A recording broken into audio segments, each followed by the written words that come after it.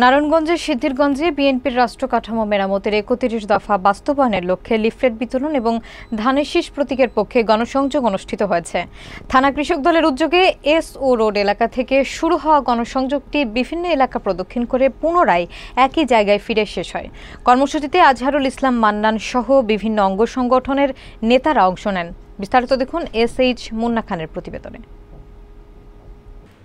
নারায়ণগঞ্জের সিদ্ধিরগঞ্জে বিএনপি ঘোষিত রাষ্ট্র কাঠামো মেরামতের ৩১ দফা বাস্তবায়নের উদ্দেশ্যে লিফলেট বিতরণ এবং ধানের শীষের পক্ষে গণসংযোগ পরিচালিত হয়েছে বলে জানা যায়।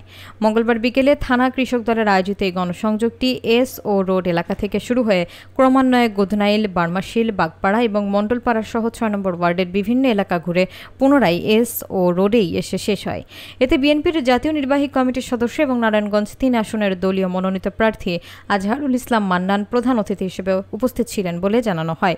কর্মসূচিতে মহানগর কৃষক দলের সাধারণ সম্পাদক সাইফুদ্দিন মাহমুদ ফয়সাল, তাঁতি দলের কেন্দ্রীয় সাধারণ সম্পাদক মুজিবুর রহমান, জেলা বিএনপির সাবেক ভারপ্রাপ্ত আহ্বায়ক মনিরুল ইসলাম রবি, সিদ্ধিরগঞ্জ থানা বিএনপির সাবেক যুগ্ম আহ্বায়ক ইমাম হোসেন বাদল সহ বিভিন্ন অঙ্গ সংগঠনের নেতাকর্মীরা অংশ নেন বলে উল্লেখ করা হয়। বক্তারা জনগণের কাছে বিএনপির ৩১ দফা সংস্কার এবং রাষ্ট্র পুনর্গঠনের পরিকল্পনা তুলে ধরেন, ধানের শীষ প্রতীকের পক্ষে সমর্থন চান। পুরো গণসংযোগ শান্তিপূর্ণভাবে সম্পন্ন হয় এবং স্থানীয়ভাবে উৎসবমুখর পরিবেশ ছিল বলে সংশ্লিষ্টরা জানিয়েছেন।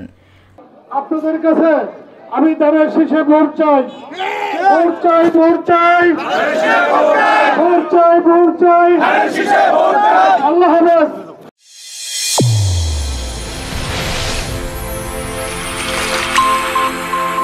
চ্যানেল A1 হৃদয়ের স্পন্দন।